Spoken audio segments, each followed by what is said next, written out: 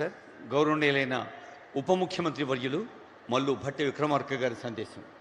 Honourable deputy CM గారు, ధనశక్తిని ఇంధన శక్తిని ప్రణాళికాబద్ధంగా నడిపిస్తున్న పెద్దలు ఆనరబుల్ డిప్యూటీ సీఎం.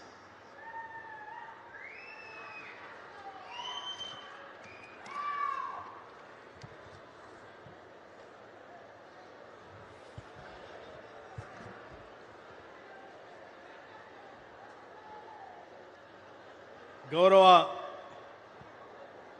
రాష్ట్ర ముఖ్యమంత్రి వర్యులు శ్రీ రేవంత్ రెడ్డి గారికి, అలాగే ఐటీ అండ్ ఇండస్ట్రీ శాఖ మార్చులు గౌరవ దుద్దిళ్ల శ్రీధర్ బాబు గారికి, రెవెన్యూ శాఖ మార్చులు గౌరవ పొంగులేటి శ్రీనివాస్ రెడ్డి గారికి, అలాగే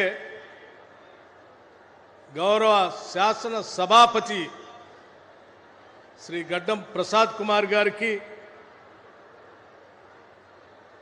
నా తోటి శాసన సభ్యులకి, శాసన మండలి సభ్యులకి, రాష్ట్ర ప్రభుత్వ సలహాదారులకి, గౌరవ పార్లమెంటు సభ్యులకి, ఇంకా వేదిక మీద ఉన్నటువంటి ఇతర ఉన్నతాధికారులకి, ప్రజాప్రతినిధులకి, ఈ కార్యక్రమానికి విరివిగా తరలి వచ్చిన అనేక గ్రామాల నుంచి వచ్చినటువంటి నాయకులు, కార్యకర్తలు, అభిమానులు అందరికి కూడా ముందుగా నా హృదయపూర్వకమైనటువంటి నమస్కారాలు తెలియజేస్తా ఉన్నాను. చాలా సంతోషం.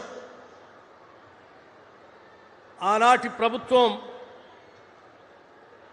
ఈ పరిసర ప్రాంతాల్లో కలుషితానికి కారణమైనటువంటి ఫార్మా సిటీని తీసుకొని వచ్చి పెద్ద ఎత్తున ఇక్కడ ఈ ప్రాంతాన్నే కాదు,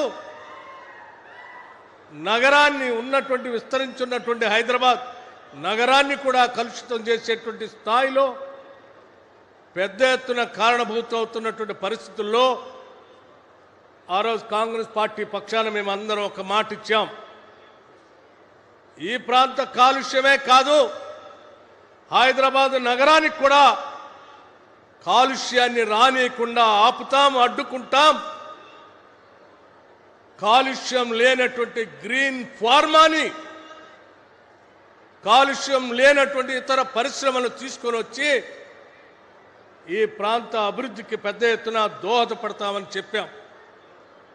చెప్పినట్టుగానే ఈనాడు రాష్ట్ర ప్రభుత్వం, గౌరవ ముఖ్యమంత్రి గారు, ఇండస్ట్రీ శాఖ మార్చులు పెద్ద ఎత్తున ఆలోచన చేసి ఈ ప్రాంతంలో కలుషితం కాకుండా ఉండటం కోసం గ్రీన్ ఫార్మా, గ్రీన్ ఎనర్జీ, అలాగే ఈ గ్రీన్ ఫార్మా వ్యవస్థకు సంబంధించినటువంటి సంస్థలు పెద్ద ఎత్తున ప్రపంచవ్యాప్తంగా ఇక్కడ పెట్టుబడులు పెట్టడానికి తరలి వచ్చినప్పుడు ఆ పరిశ్రమలు విస్తరించడానికి కావలసినటువంటి ఇతర వ్యవస్థలు, కావలసిన గృహ నిర్మాణం, ఉద్యోగ వ్యవస్థలో పనిచేసేటువంటి కార్మికులు ఇక్కడ ఉంటే వాళ్ళకు కావలసిన విద్యకు సంబంధించిన పాఠశాలలు, వారికి సంబంధించిన కళాశాలలు, ఈ ప్రాంతం పెద్ద ఎత్తున అభివృద్ధి చెందుతున్నటువంటి సందర్భంలో ఈ గ్రామాల్లో నివాసం ఉంటున్నటువంటి నిరుద్యోగ యువతి యువకులకు పెద్ద ఎత్తున ఉపయోగపడేటువంటి స్కిల్స్ యూనివర్సిటీ లాంటి అనేకం ఇక్కడ తీసుకొని వచ్చి ఈ ప్రాంత అభివృద్ధి కోసం పెద్ద ఎత్తున తప్పిస్తూ పనిచేస్తున్నటువంటి శుభ సందర్భంలో ఈరోజు ఫ్యూచర్ సిటీ డెవలప్మెంట్ అథారిటీ సంబంధించిన భవనాన్ని ప్రారంభోత్సవం చేసుకున్నాం. ఈనాటి ఈ ప్రారంభోత్సవం ఆనాడు హైదరాబాద్, సికింద్రాబాద్, సైబరాబాద్ లాంటి మహానగరాలు ఎలా విలసిల్లి దేశంలో పెద్ద ఎత్తున ఈ ప్రాంతానికి కీర్తిని తీసుకొని వచ్చాయో, ఈ ఫ్యూచర్ సిటీ డెవలప్మెంట్ అథారిటీ ద్వారా కేవలం హైదరాబాద్ నగరానికే కాదు, యావత్ తెలంగాణ రాష్ట్రానికి పెద్ద ఎత్తున కీర్తిలో ఇదొక మకుటితమైనటువంటి మణిహారంగా అభివృద్ధి చెందబోతా ఉంది. అలా చెందే కార్యక్రమానికి ఈరోజు ఒక కార్యాలయాన్ని కూడా ప్రారంభోత్సవం చేసుకున్నాం. ఈ ప్రాంత ప్రజలందరికీ కూడా మీరందరూ సంతోషంగా ఉండాలని, ఈ ప్రాంతం బాగా అభివృద్ధి చెందాలని, ఈ గ్రామీణ ప్రాంతాల్లో చదువుకున్నటువంటి నిరుద్యోగ యువతి యువకులందరికీ కూడా ఉద్యోగ అవకాశాలు రావాలని, ఇక్కడ ఉన్నటువంటి రైతాంగ సోదరుల కుటుంబాలకు కూడా పెద్ద ఎత్తున ఇక్కడ ఆదాయ వనరులు సమకూరే విధంగా ఈ ప్రాంతం అభివృద్ధి చెందాలని ఆలోచన చేస్తూ ముందుకు పోతా ఉన్నాం.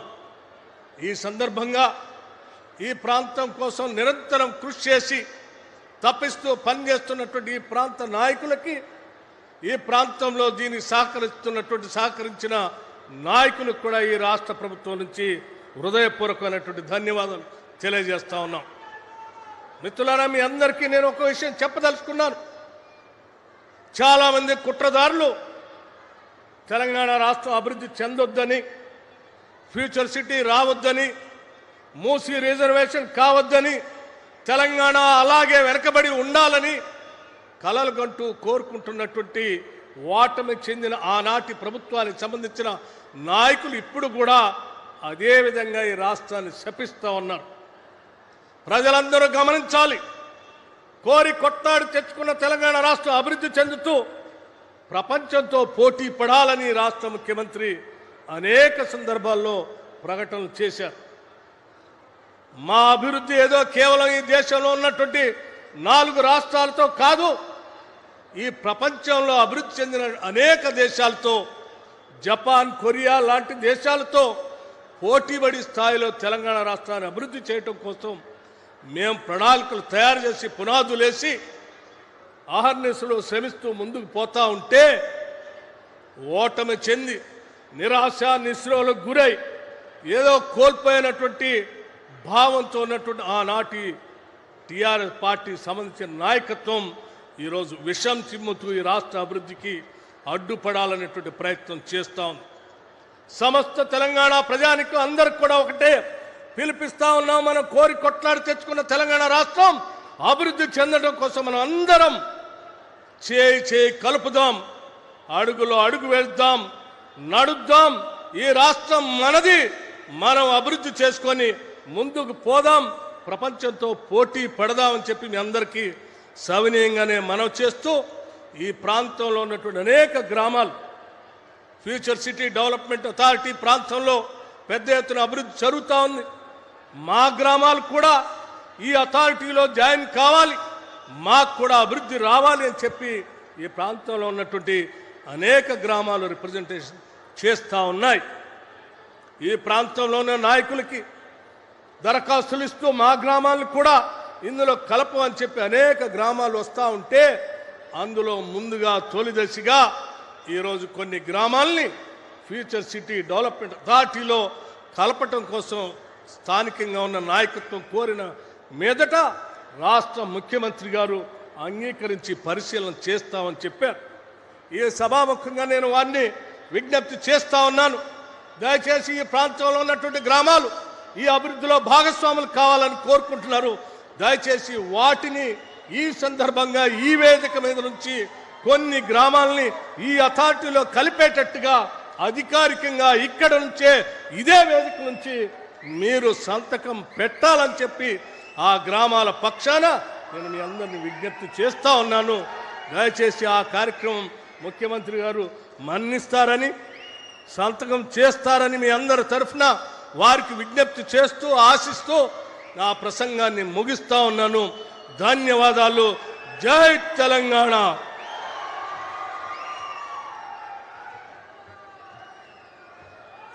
ఆనరబుల్ డిప్యూటీ సీఎం గారికి ధన్యవాదాలు.